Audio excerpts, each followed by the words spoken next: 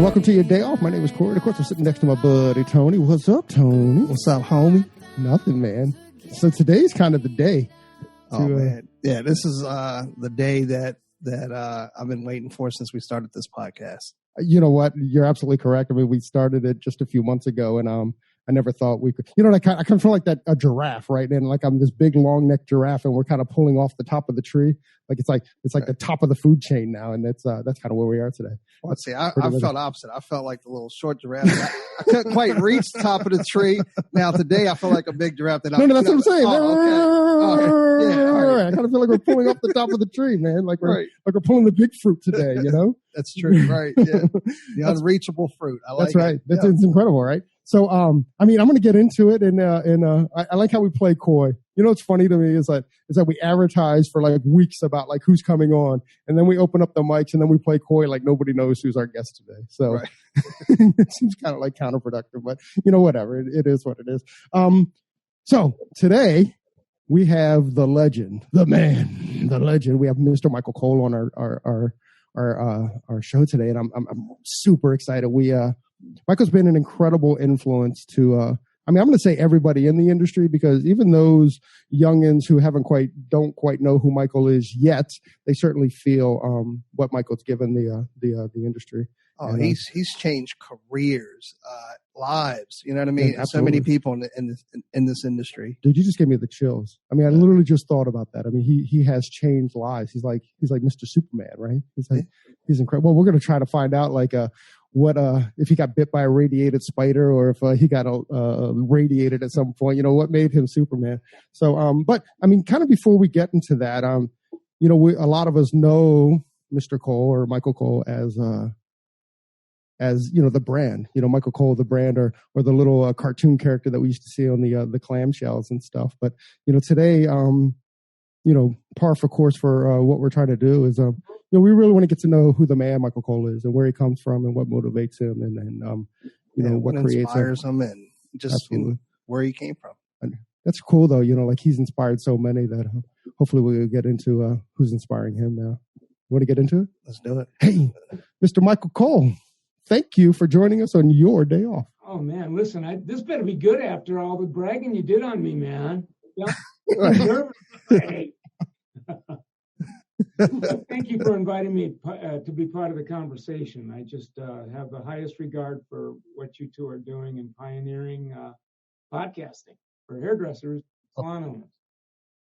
Great. Michael, thank you so much. And, you know, just a little backstory on Tony and I. Tony and I actually grew up together, went to high school together, and we started in the industry just about 30 years ago. And we've been inseparable, you know, pretty much ever since high school, but certainly in the salon industry. And you're a big part of how we've stayed in the industry for 30 years. You know, like Tony said, you've changed so many lives. You want to get right into it? Let's do it. All right, you're up, Tony. All right, Mr. Michael Cole. Where are you from? Where did you grow up as a kid? What's your story? Yeah. Well, technically, I was born in Omaha, Nebraska, and grew up extremely impoverished. Lived in South Omaha housing projects from time I could remember. I think in the second grade, we moved to Minneapolis, St. Paul, and then, you know, a new housing project. So on welfare most of my life. And you struggled, you know, like a lot of people in school, and didn't get the 3 R's down. So, you know, I went through the ride, and hairdressing had my name written all over it. It's an art form, it's an expression. And so I've spent most of my life now in Minneapolis, St. Paul. My family of origin is here, and it's just been an extraordinary ride, man. So when you got into hair, did you do that like in high school, or was it shortly after high school, or how did that how'd you get into you know, our world? Yeah, well, I grew up in a private Catholic parochial. My father and mother figured out how we could get the tuition handled, and I had no business in those schools. It's just actually was. Later on, diagnosed as dyslexic, and had some reading processing difficulties, ADHD stuff. And back in those days, they didn't have those labels. They just called you special. And so I just, technically, when I graduated from high school, I couldn't read or write. Now, by that, I meant that I could read something. But if you said, what did you just read? I don't know. You'd need to do an essay on that. Well, I can write a sentence, but I can't write a paragraph, never mind an essay. So I took the college entrance exam, and that did not go well. And, vocational was a kind of a default for me. So I did a year in the world, just kind of a common laborer, and that didn't go well. And, there are no accidents, but I happened to be walking downtown Minneapolis, St. Paul in May of like 72, 73, big brick building. I saw, a handful of people my age, I think I was 17 or 18 at the time, in front of a building that said Ritter's Beauty College. And I was clueless. I just said, hey, what is this? And then they just started telling me about the ride. How long does it take to get a degree? Well, you don't get a degree. You do 9 months, you take an exam, and then you get a license. Oh, okay. Is there any reading, writing, or arithmetic involved? No, not really. How's it work? Well, you come to school every day, you do an hour in class, and then you kind of go out on the floor and you take turns when clients come in to, do their hair. And then in between, while you're waiting, it's cool. You can sit in the sun, smoke, drink Cokes, whatever your thing is. I thought, oh my God, that really sounds enjoyable. So I just on a whim took the ride, and the rest is history, man. I mean, you blink and now I'm, 64, and it's been almost 50 years. That's incredible.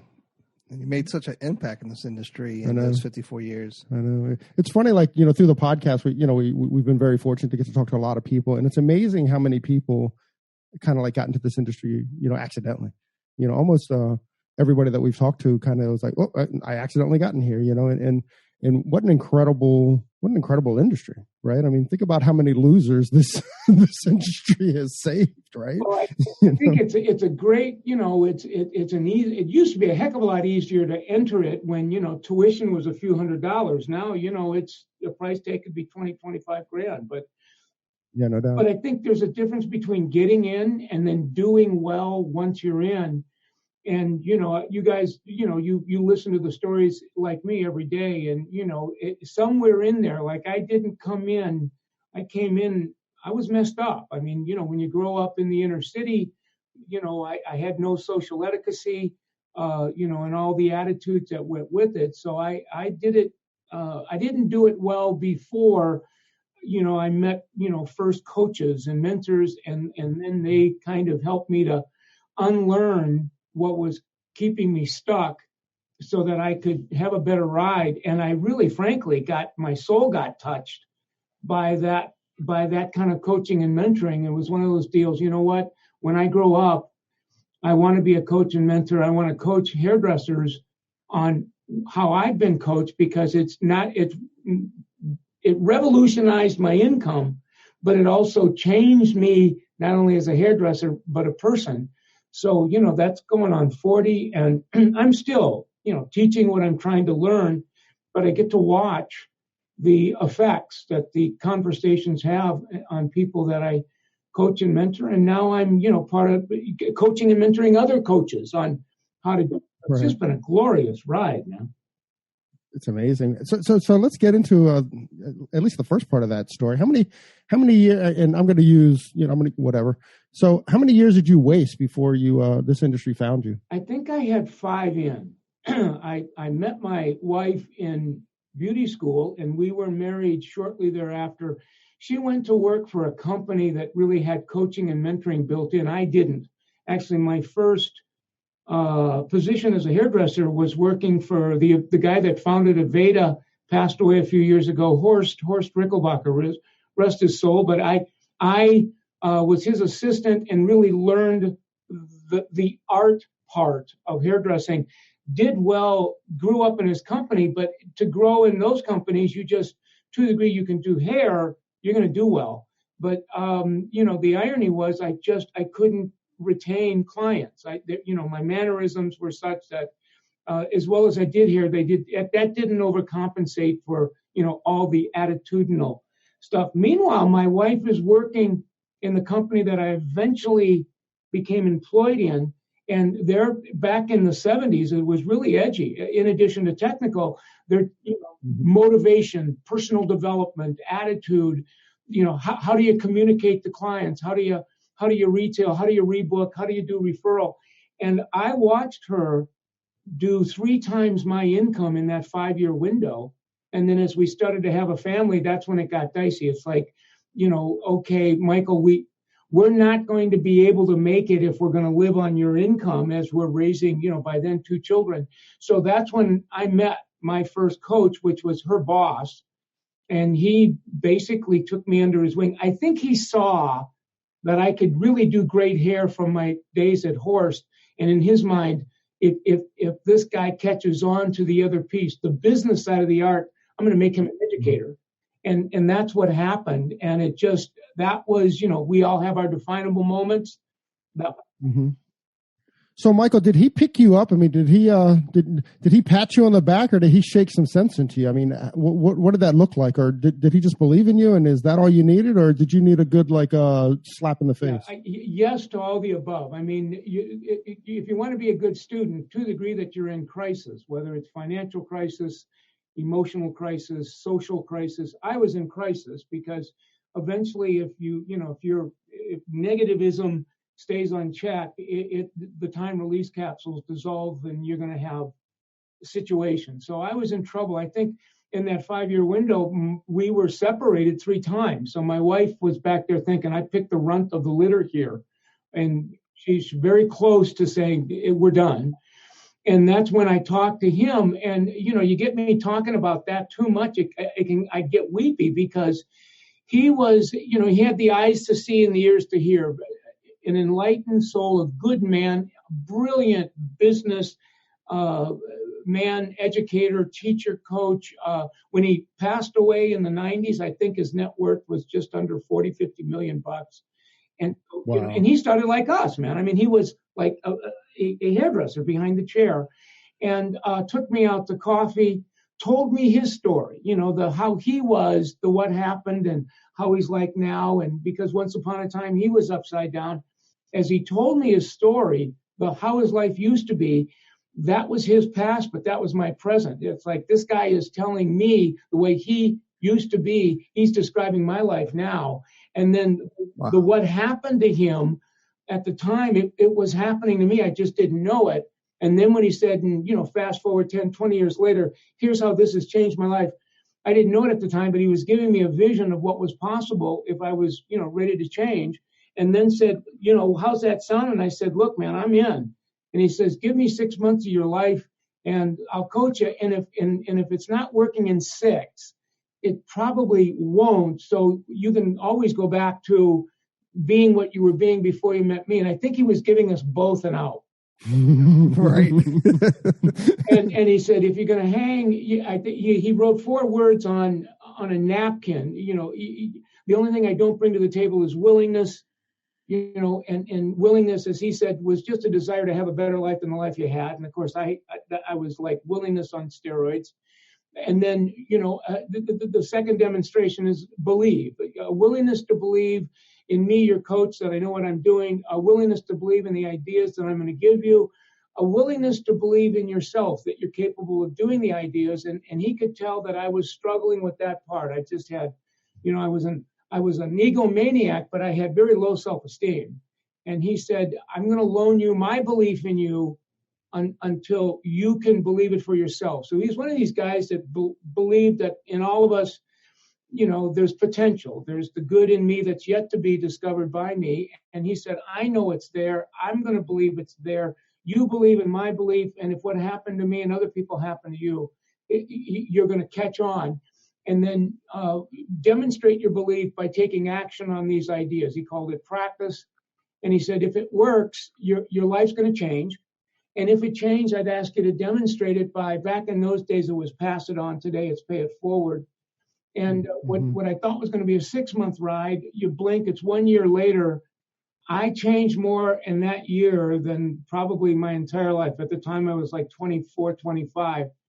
And, we're celebrating what's happening to me. He invites me over to his house for dinner. My wife comes, I come. It's his wife, him, and he's telling all of his wife and my wife about the year. And in that process, I just started crying. I'd never been that grateful before. And he came, hugged me, said, keep on booming. And he said, so you're ready to keep the promise. And that was that you would pass it on. And that was my on-ramp to being a business educator. He would hire new people, bring them to my station and say, Michael, this is Corey. Corey, this is Michael. Michael, Corey, this is Corey's first week. And I'm going to have Corey hang out with you and he called it, you've earned the right. You're now walking the talk, showing the know. And then if you were ready, then you would change, and some are and some aren't. And, that is what it is. And I started doing that. And that was 1980. And that was my on-ramp in doing this. That's beautiful. What a wonderful story. That's incredible. I mean, that's what an incredible gift, Yeah. And not the gift of like just giving, Michael a chance, but also the gift that he gave Michael permission to create what ended up being his entire, career story. He gave him permission to pay it forward, as we say. That's incredible. So Michael, through that year, the growth and, not to get, screw it, we'll get it there.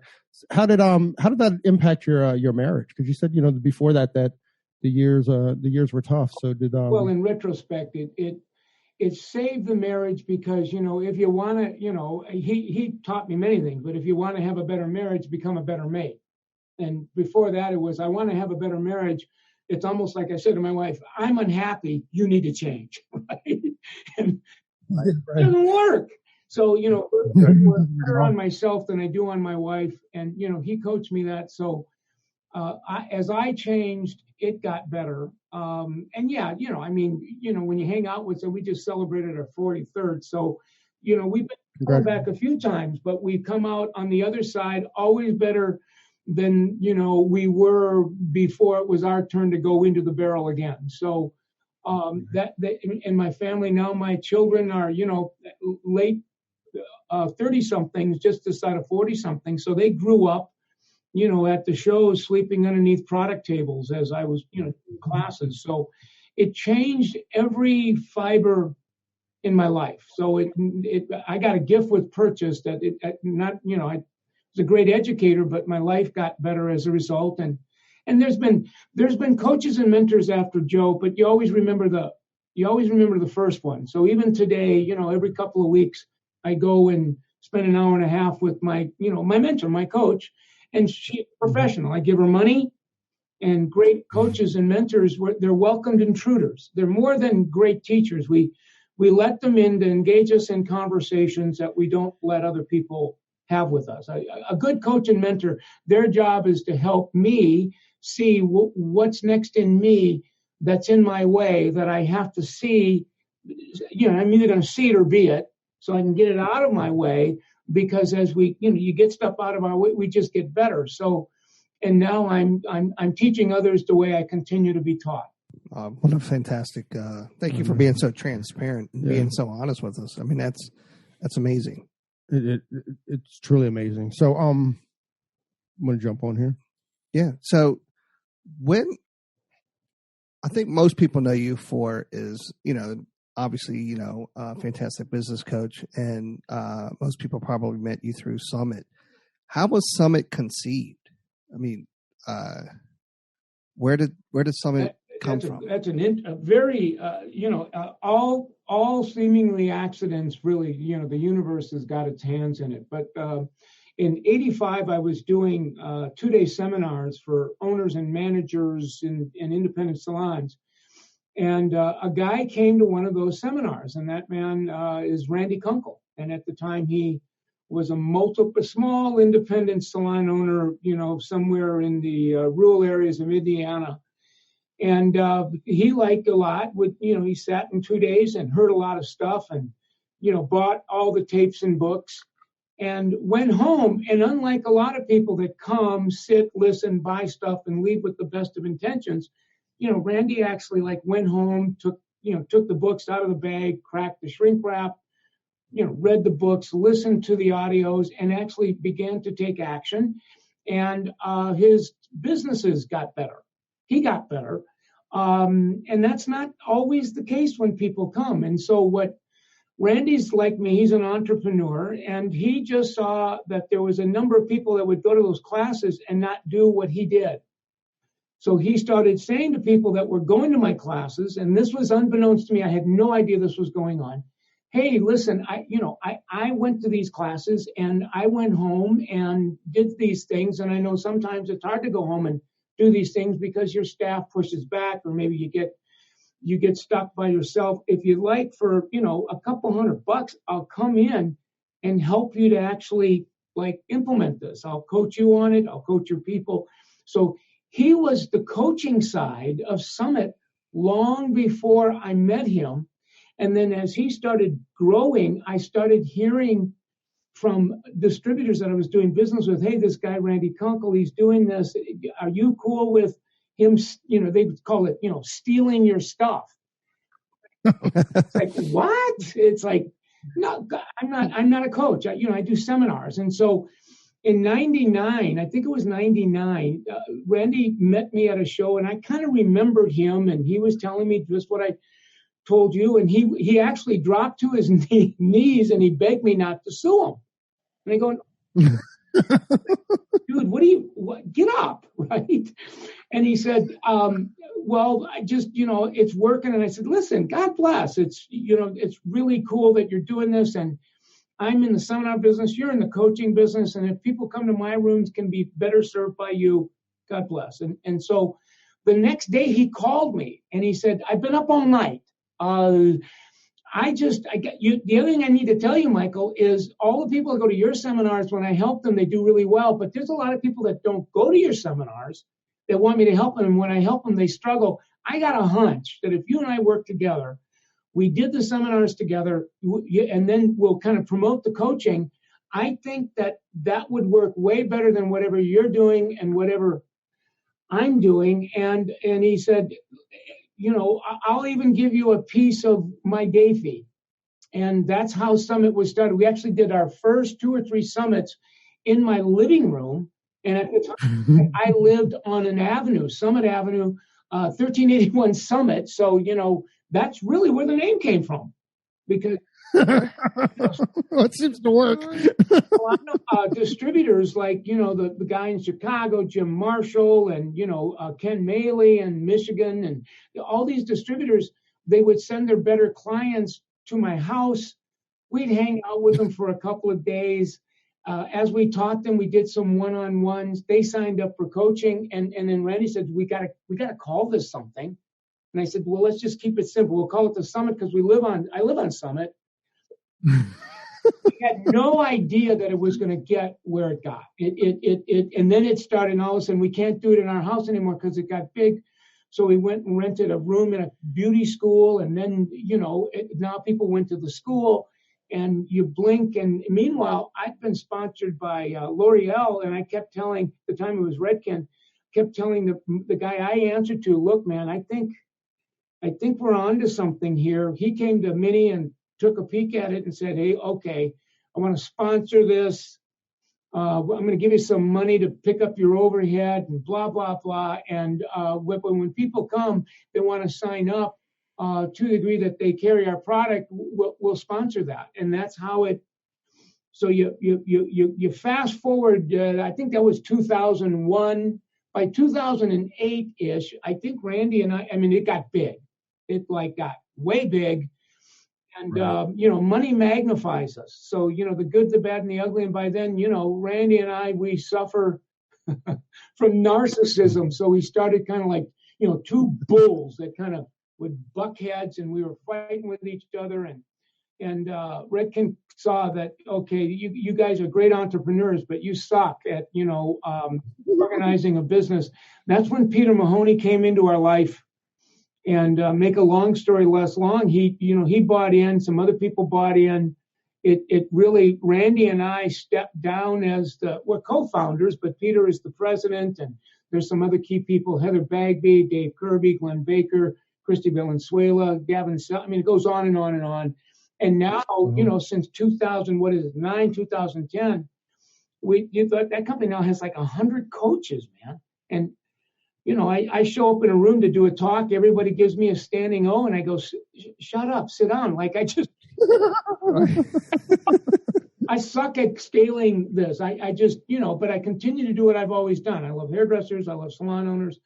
And they let me do this and let me hang out with them. And so I'm grateful. And I think I'm contracted until about 2020.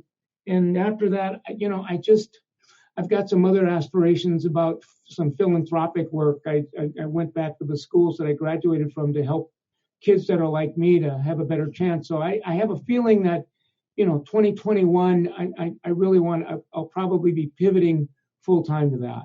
But it's funny, you're going to be pivoting to that, and it's still coaching, still giving back, just in a different avenue. Yeah. That's that's amazing. Right. Right. Yeah. I'll have to go to rehab for that. I have money issues, so we'll have to figure that one out.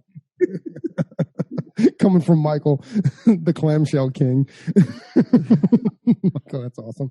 Michael, so going back to like when Peter and Glenn Baker and all of them first got involved, was there an emotional toll on you? I mean, to just give up, here's something that you've created and now you're giving that up?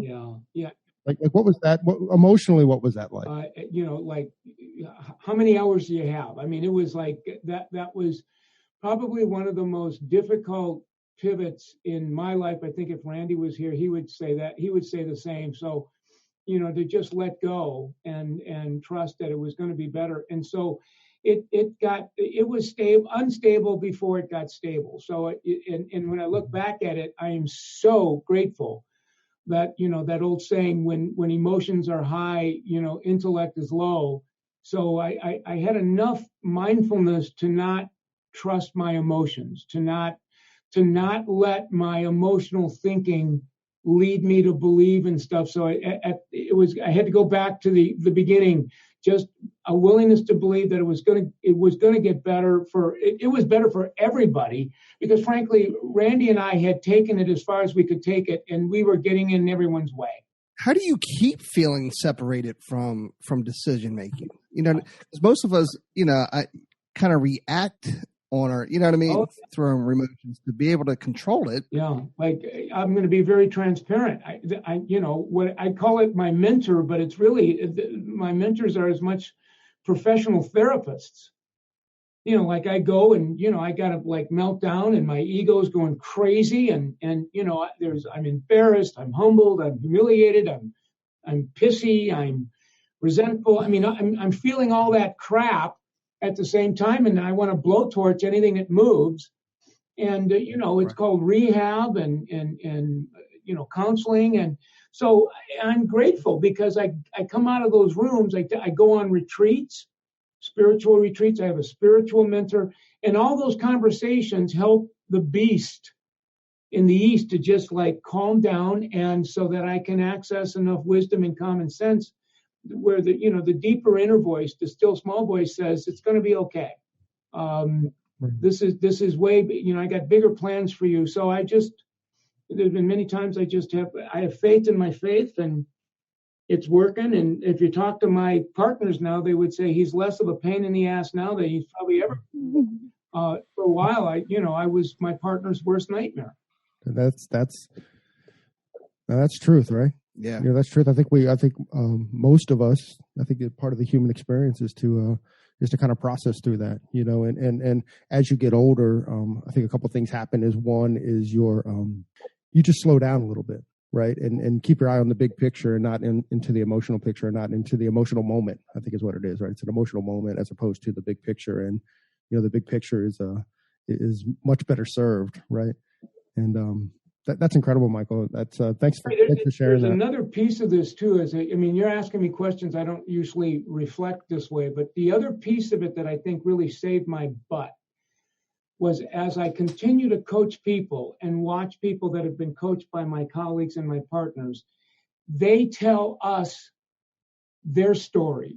We're now a big part of their, how their life was before they came to a summit and what happened at summit. And then they go home and they change. And, I just did my 108th interview, and it's all about summit people. Who are you? Like I interview them like you're interviewing me. Who in the heck are you, and how did you end here?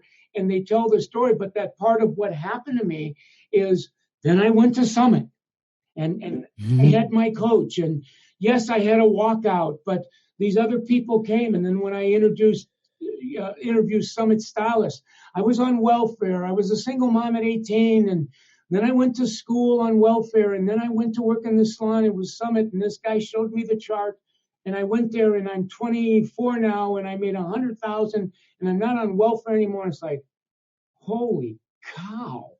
I mean, this really works. And so I'm like, now it's like I want in. It's like a death do us part. It's doing more than I ever fathomed it would do. And when I say doing more, yes, it's growing. And I think that's wonderful that it's growing, but it's really changing the souls and the hearts and the minds of, the service providers and salon owners and managers and leaders. So that village now is around 50,000 people. And I get to watch people change now. And I think in retrospect, that's why I stayed and why I'm going to continue to stay. Yeah, it's great when you can see your company grow, but when you see the actual impact it's having on the lives that you're coaching, that's to me, the true riches, right? The true reward of something like that. That's amazing. I mean, and Michael's only talking about the people that he's been able to talk to or to be able to touch. I mean, think about the many's of millions of thousands or many's of thousands of people that never have the opportunity to kind of sit down with Michael. I mean, it's more than just those lives. It's lots and lots and lots of lives.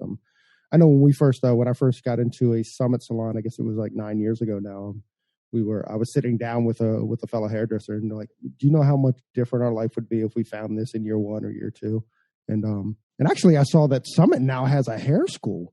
Or like I saw one in Tampa, right? Like you guys have a hair school, and Summit has a hair school in Tampa, which just blows me away. Can you imagine like this being your base? Like no different, nothing else but Summit. Right. Year 1, you're trained this way. It's incredible. Yeah.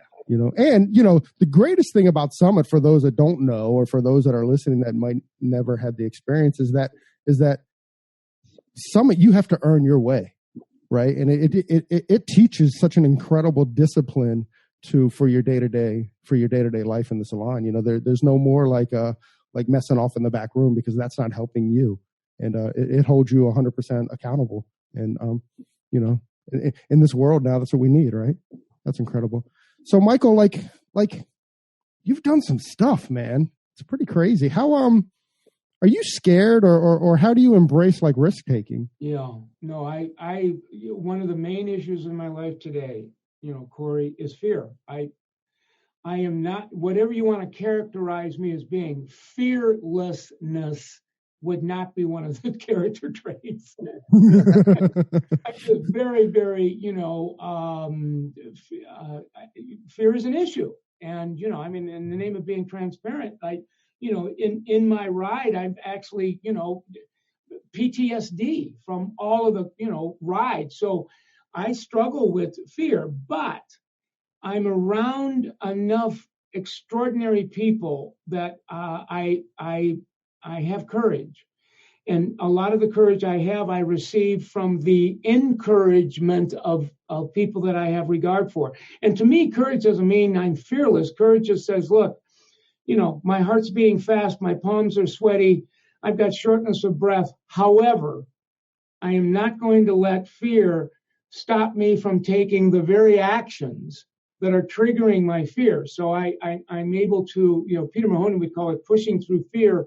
I would call it walking through it, getting through the fear, taking the actions, and then seeing on the other side, it didn't kill me.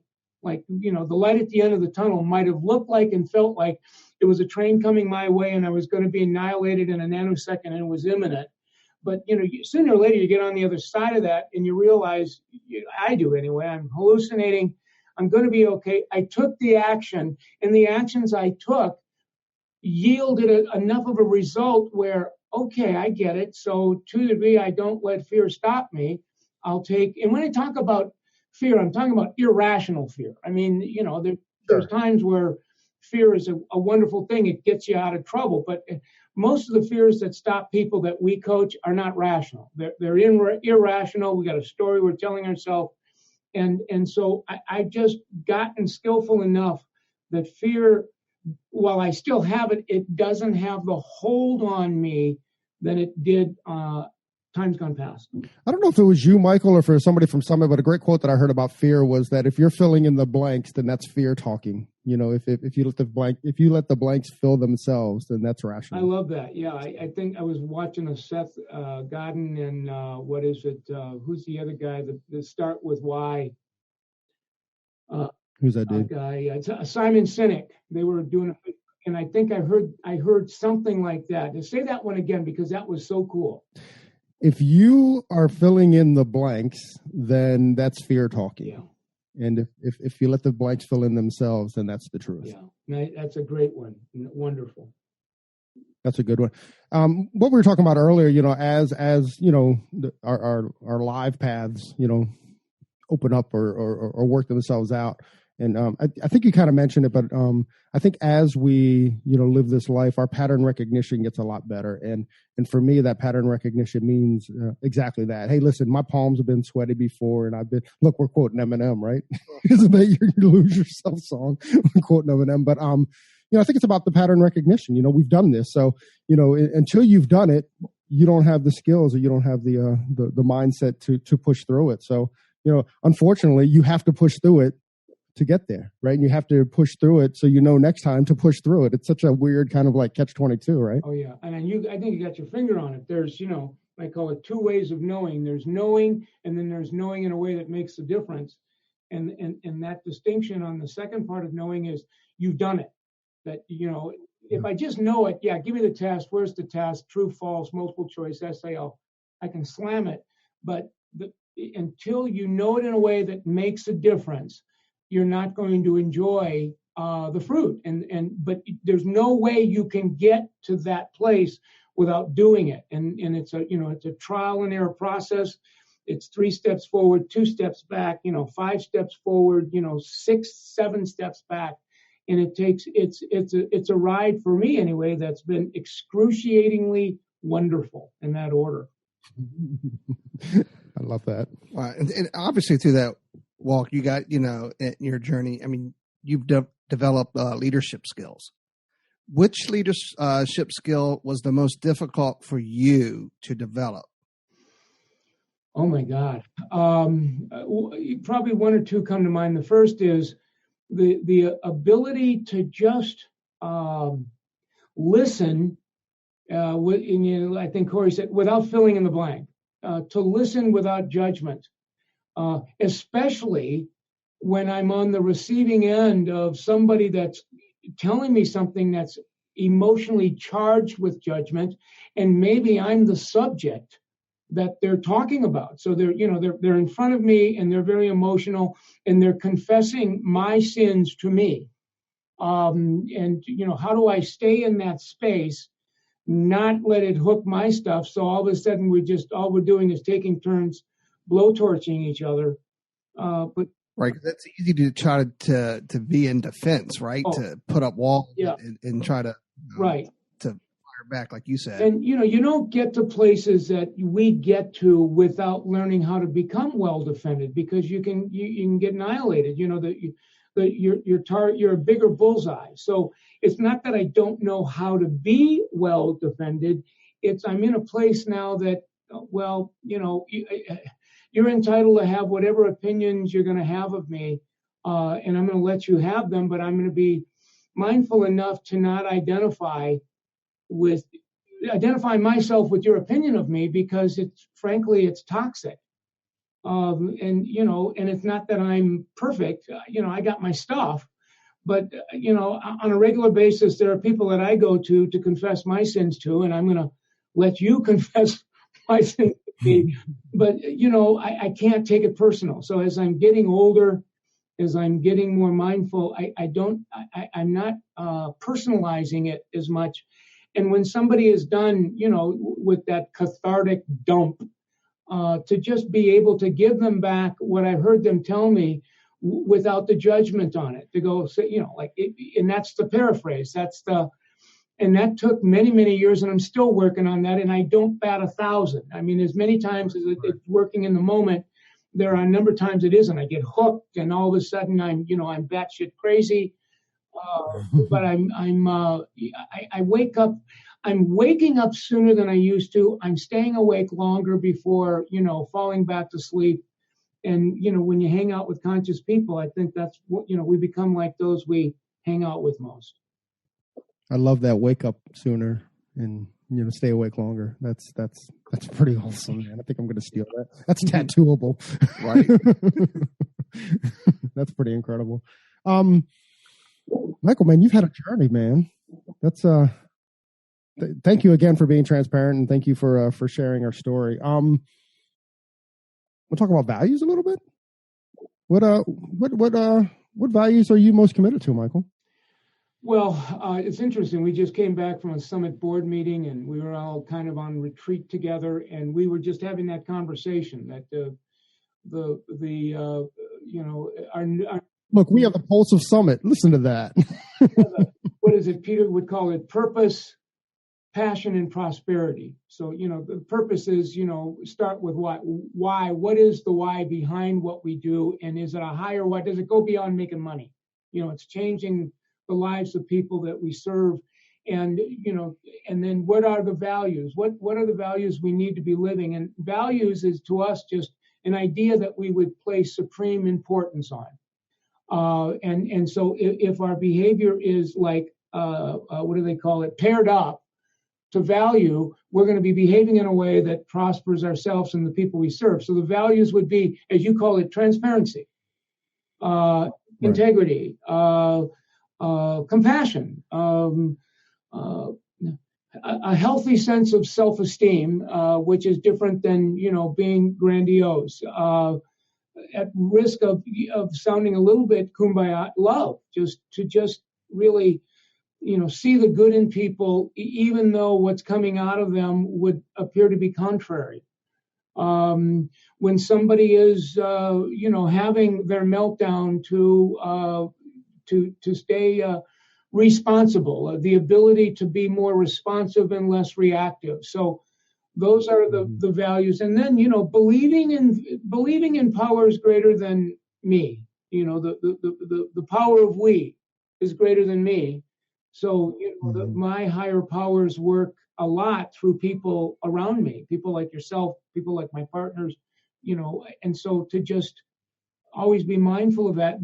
To me, when somebody says they're value driven, I think those are the ideas that they're referring to. Another boom. Yeah. Like I never know where to go next because I'm just like, I have to kind of like absorb it in or kind of, process it.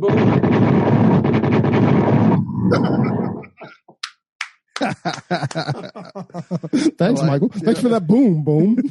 We got boomed from the boom guy. Boom this morning. Right. That's incredible. Man. So for our listeners, what are some of the career changing products that you would recommend for someone who wants to try to get what we're talking about? I mean, you know what I mean? Like, yeah. Well, there's a couple that Summit has this some audio stuff called the pillars, the 4 pillars, and that's a conversation that happens. I think we were all in the same studio for the same day at the same time having conversations. And if I'm a salon owner, that in a nutshell saying I'd like to find out more about this, that would be some an audio resource that I'd be hanging out with. Peter Mahoney and Glenn Baker and I just did something not long ago.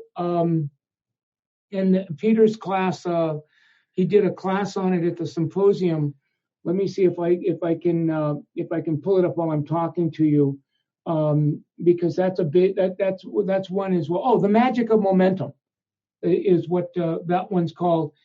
And then I have, some of my partners did a favorite called the Associate Program,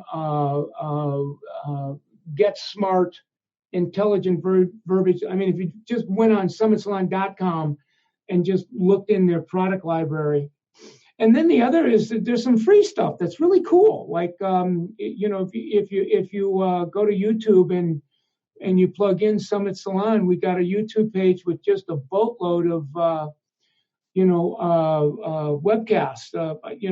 I do a lot of stuff there, and you don't need to watch that. Bluetooth your mobile to your drive time, and it works as well as a podcast as it does as a webcast. So all of that resource now, and it continues to grow. So I just, there's a number of people when I meet them, they go, I struggle, but I like, what can I do? And what's your drive time to work? Well, why don't just your 10-minute drive time to work, hang out with us in your car.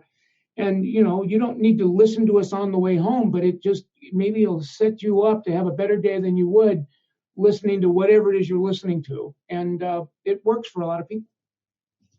Well, the magic of the audio format is that it's all passive listening, right? You can do anything. I mean, I cut my grass listening to podcasts or mainly history podcasts because I'm such a dork. But that's the magic of podcasts, And we actually have a challenge that we promote on Instagram, and that's like, we want to see how you're passively listening to our podcast. So please post pictures and videos of how you're passively listening to it. I mean, I think that's the magic of the audio format.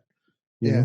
Do you guys tackle social media as well? I mean, as right now, social media is having a huge impact in our industry. In my own teaching now, I have done a major, major pivot to social media training. There's a course that I helped to co-create called Summit Social Media Virtual Boot Camp, where and you can get the info on summitsalon.com, where you don't need to leave your home. You can, get on, actually it's a zoom.com call, and 4 1-hour classes over 4 weeks to get, really all things social.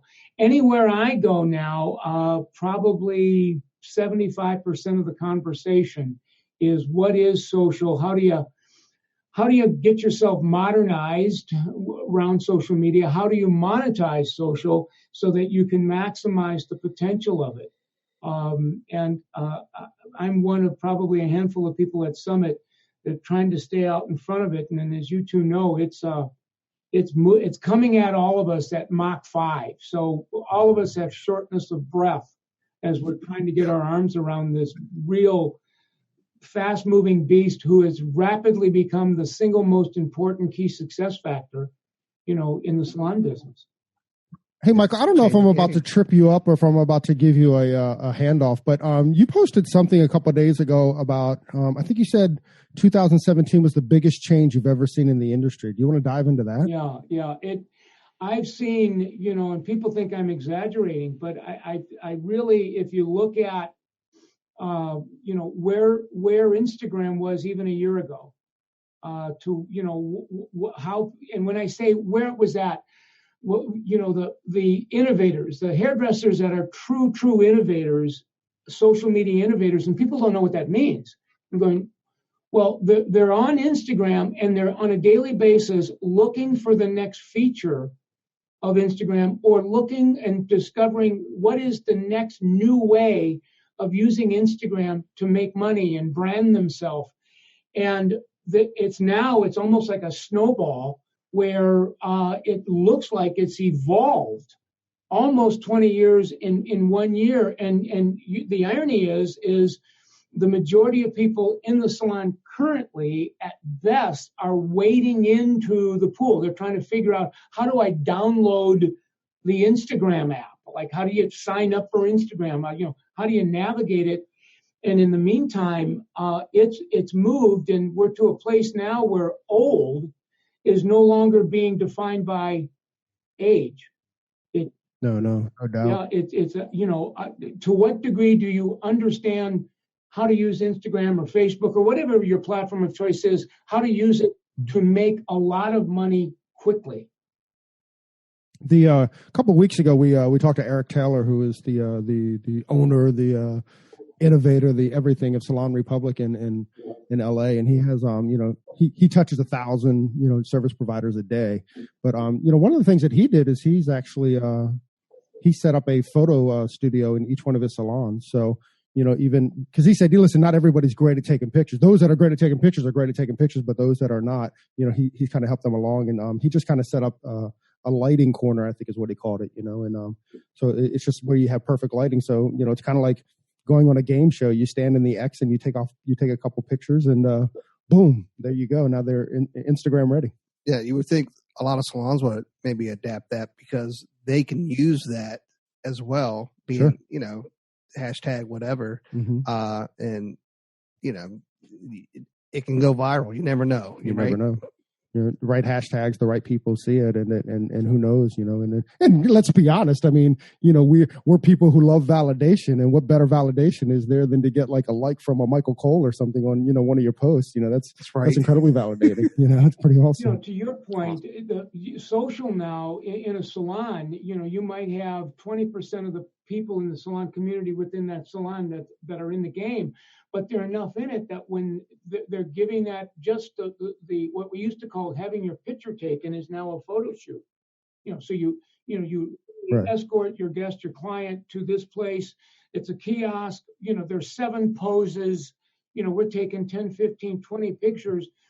And meanwhile, other clients that are in the seats of hairdressers that aren't there yet are seeing this. And they're curious. It's almost like what glamour shots was, 10, 20 years ago. And they're saying to their hairdressers, hey, what do I got to do to have that? That looks like an interesting experience. And if you're a hairdresser that's not in it yet, those are awkward moments, man. It's like, yeah, I need to get into this because I have more of my clients that are inquiring about it. And it can be daunting because if you were just getting in it a year ago, while it would have been effortful to learn, it would not be nearly as effortful if you're getting in it today.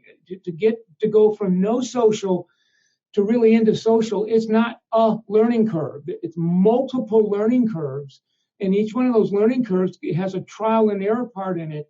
And for a hairdresser that really hasn't been on a learning curve for a while because they had all the traditional stuff figured out, it's like, oh, wow, I've got shortness of breath. And I think that's what's creating the opportunity to be social media educators.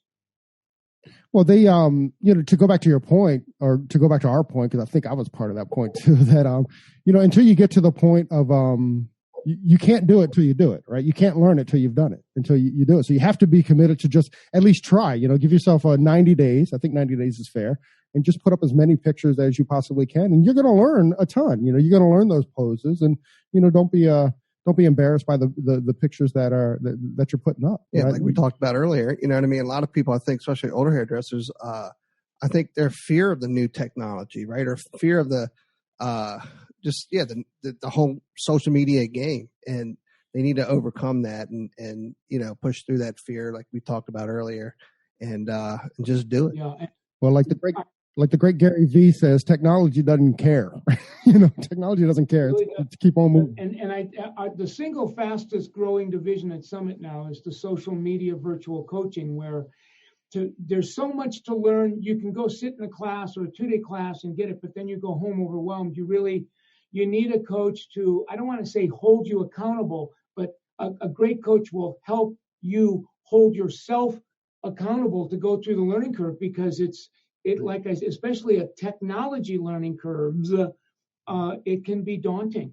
It certainly can, but at the same time, it's also so easy. It's not that difficult. The hardest thing is again combating that fear that you have, right? Like almost all cell phones have amazing cameras now, and now with ring lights and stuff out. I mean, they don't give you the greatest picture, but it's a place to start, right? And it can it's easy if you just commit to it being easy, right? Easier said than done. People that now the hairdresser is saying, look, if I don't do this here pretty quick, I'm going to begin losing my clients to other people other hairdressers that are offering this experience. So, nothing. That motivates us to really change. I would call that's now starting to feel like crisis. Yeah. The awkward thing, like once I started posting more pictures on Instagram, my awkward moment was then you have other clients coming in like, what do I got to do to get on Instagram? And I'm kind of like, oh, awkward. That's what he was saying. Right. But I mean, even with my own clients, and I'm like, not everybody is, Instagram worthy. I'm such a schmuck. Michael, I feel like I've been at church today, being preached at. It was sitting in a service. In a positive way, right? Oh, 100%. It feels like, what I mean? I don't want it to end, but I don't want it to end either. Michael, so one last question before we start to settle down. What is Michael? And hold on, Mike, I've got to set it up, right? There's no room for bullshit here. So, like world peace and all that, that can't be. But is there a thing, is there something that Michael Cole is absolutely obsessed with right now? Yeah, there's my, I am, if you can be OCD on anything, I probably have it. So, I'm obsessive compulsive about a lot of stuff. In my career, it's just, I've become a social media evangelist. How many hairdressers that aren't in it yet can I help to get in it so that they, can enjoy the fruits from getting in it? And then there's in my philanthropic life, I just am absolutely obsessed with I hang out a day or so a week in elementary schools, kindergarten, first, second, even third grade. I'm way interested in, because that's the part where we are learning to read, so that in the fourth grade we can start using reading in order to learn. And there's too many kids that are going over that Rubicon that are not ready. So I'm working with companies now that are doing much better jobs at helping children to learn to read so that they're literate. And there's all kinds of stats now with, prison populations and people that suffer from addictions. They have many things in common. One of them is literacy gap. So that's kind of what drives my soul when I'm not in the salon game, being an evangelical social media guy. Wow. Listen, that was supposed to be a light question. And once again, hey, give it to us, Michael. Give us the boom. Give us the boom.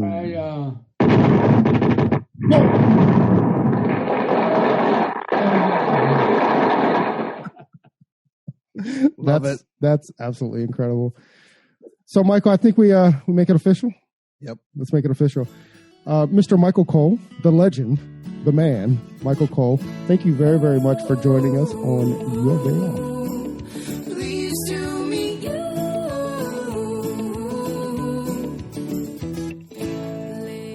Hey, so there it is. Hey, this is a message that we've been trying to bring, I don't know, for the last couple of months, actually since we started the podcast.